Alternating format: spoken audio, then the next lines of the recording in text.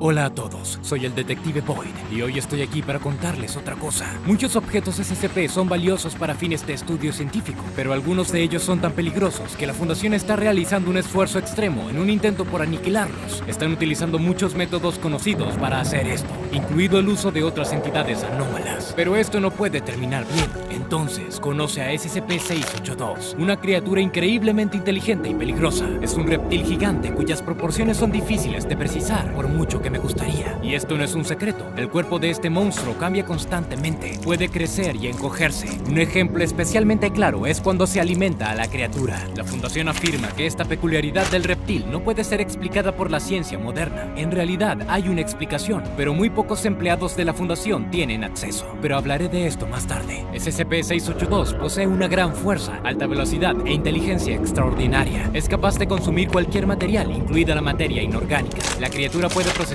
estos materiales difíciles de digerir con la ayuda de las branquias de filtración ubicadas en sus fosas nasales. La mayoría de las veces, este reptil se encuentra ubicado en una cámara especial de 5 por 5 por 5 metros, lo que ya nos dice algo sobre sus proporciones máximas. Las paredes de su hábitat están cubiertas de placas reforzadas con acero con un grosor de 25 centímetros o 10 pulgadas. Pero la característica más singular de estas placas es su resistencia a la acidez, necesaria porque la cámara se llena de ácido clorhídrico. El liderazgo de la Fundación esperaba poder destruir al peligroso reptil mediante el uso de ácido, pero esto resultó ineficaz. SCP-682 extrae el sustento directamente del ácido, lo que le permite regenerarse constantemente. A pesar de las paredes de su recinto, el invulnerable reptil intenta escapar regularmente. De sus 17 intentos hasta la fecha, 6 intentos de fuga tuvieron éxito y resultaron en la muerte de empleados de la Fundación. Durante el primer intento exitoso, logró destruir una aldea cercana de 298 personas. Desde entonces, la Fundación se ha asegurado de que ni un alma viva habite la región en un radio de 50 kilómetros desde la instalación. Por razones poco claras, SCP-682 desprecia todas las formas de vida. Admitió esto a otro objeto anómalo, SCP-O79 u O79, que es una forma de vida consciente artificialmente inteligente. Durante su reunión, el reptil descubrió las complejas operaciones cognitivas de la IA y mencionó su deseo de matar a tantos seres vivos como sea posible. Desde el punto de vista de un ser inteligente, tal declaración puede parecer extraña. Después de todo, una criatura inteligente debe comprender la necesidad de varios elementos de su ecosistema, pero SCP-682 considera que esto no es importante, ya que no depende de la materia orgánica para su sustento.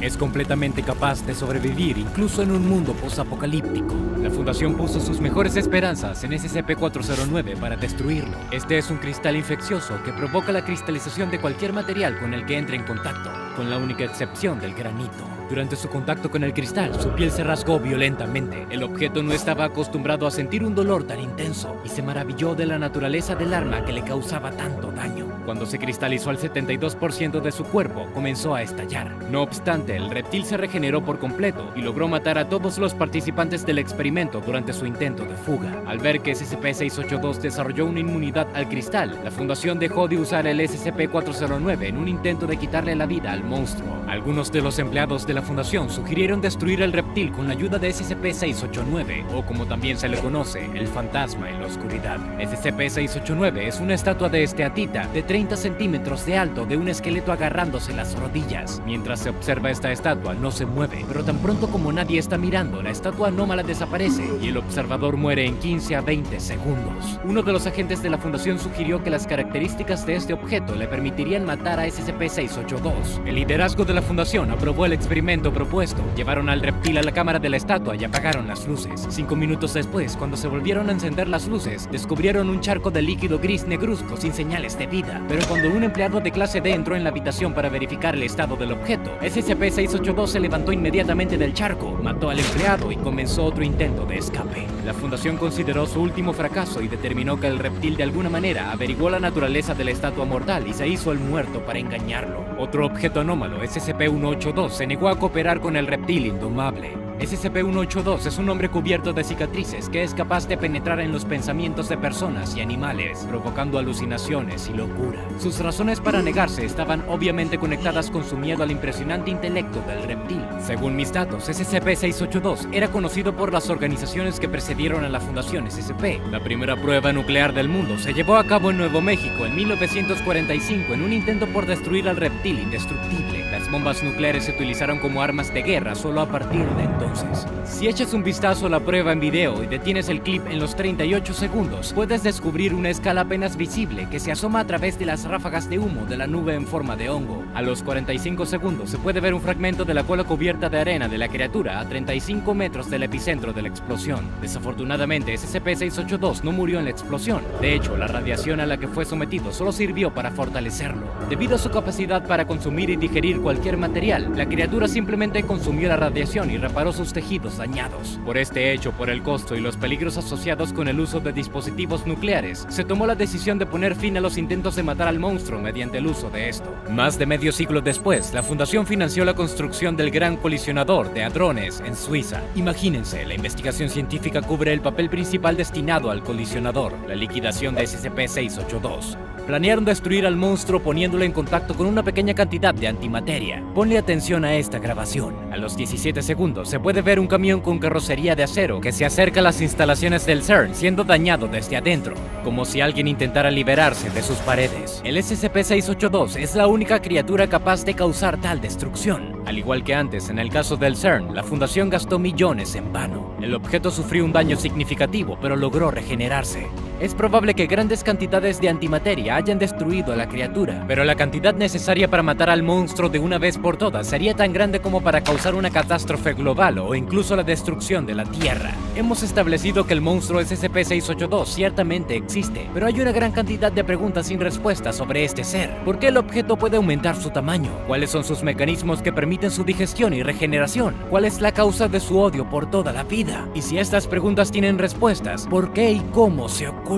La primera pregunta puede ser respondida por los resultados de los análisis celulares que descubrí pirateando los servidores de la Fundación. Según sus datos, las células de los reptiles están conectadas entre sí de una manera inusual. Sus conexiones intercelulares son más grandes que las células. Son tan densas y elásticas que se estiran y comprimen como un resorte. Al entrar en contacto con la materia orgánica, estos resortes se estiran, mientras que el contacto con el material inorgánico hace que se compriman. Al descubrir esto, la Fundación comenzó a alimentar al reptil con piedras y ácidos para que conserve sus pequeñas dimensiones. Las células de los reptiles se parecen a las células madre humanas. Estos forman todos los tejidos y sistemas de órganos de los fetos humanos nonatos. El hecho de que el reptil se parezca mucho a un embrión a nivel celular le permite regenerar rápidamente las partes dañadas del cuerpo. Pero a diferencia de las células humanas, las células de los reptiles pueden utilizar absolutamente cualquier material para lograrlo. Es probable que las células de alguna manera puedan transformar la materia inorgánica en material orgánico. Algo destruye los enlaces atómicos dentro de la materia consumida por el monstruo, permitiendo que sus células transformen el material que ingirió en oxígeno, carbono o hidrógeno. Según las palabras del propio reptil, su odio a todos los seres vivos se debe a su superioridad intelectual. En otras palabras, el reptil desprecia a todos aquellos que considera intelectualmente inferiores a él. Expresó su interés en cooperar con la inteligencia artificial con el fin de derrocar a la humanidad e instalar una dictadura de sistemas operativos. Esto es un secreto bien guardado, accesible solo para los miembros principales de la Fundación. Se aseguran cuidadosamente que solo se comparta con el círculo interno. Existen varios seres con inteligencia artificial fuera de control de la Fundación. Se teme que si estos seres se enteran de esta información, intentarán contactar con el reptil y cooperar con él. La estructura celular de SCP-682 también se oculta cuidadosamente porque prácticamente presenta un plano para la construcción de armas biológicas similares capaces de regenerarse. La Fundación ha considerado crear un arma biológica de este tipo para destruir al reptil, pero considerando todas las posibles consecuencias de tal proyecto, el liderazgo decidió hace mucho tiempo no seguir esta opción. Si un empleado de la Fundación tuviera acceso a estos archivos secretos, se le otorgaría inmediatamente un amnésico de clase B o de otro modo se le liquidaría. Si yo no cuidase mi anonimato, seguramente ese también sería mi destino. A partir de ahora, el liderazgo está poniendo sus esperanzas en un arma biológica que puede usarse contra el reptil invulnerable. Los científicos de la Fundación están trabajando en nuevos virus que pueden resultar capaces de contrarrestar la capacidad del monstruo para regenerarse a nivel celular. Si esto no tiene éxito, entonces el espacio ultraterrestre sigue siendo nuestra única esperanza. El plan para la destrucción cósmica del monstruo se mantiene en un documento separado, según el cual el reptil será lanzado al sol en una lanzadera automática en el 2050 si todos los demás esfuerzos para destruirlo resultan en vano. Según esta idea, el objeto debería quemarse a menos que, por supuesto, sea de alguna manera capaz de utilizar la energía del sol para regenerarse. No será posible promulgar este plan antes del 2050, ya que actualmente ninguna nave espacial es capaz de de transportar una gran cantidad de masa fuera de la órbita de la Tierra. Cabe señalar que la lanzadera está diseñada para transportar no solo al reptil, sino también a toda su celda de retención, resistiendo el ácido. Esta es la única forma de incapacitar a la criatura durante el vuelo. Además, un departamento independiente de la Fundación está entablando negociaciones con el reptil. Intentan persuadirlo para que no destruya a todos los seres vivos. Sin embargo, el objeto ha demostrado ser inquebrantable en su cosmovisión. Mientras tanto, lo que me queda por hacer es observar los eventos que ocurren. A veces entro en la zona de exclusión de 50 kilómetros, pero las fuerzas de seguridad de la Fundación me impiden acercarme. Si SCP-682 hiciera otro intento de escape exitoso, podría llegar a mi posición en apenas 12 minutos y 22 segundos. En ese tiempo podría tomar algunas fotos y escapar en mi auto.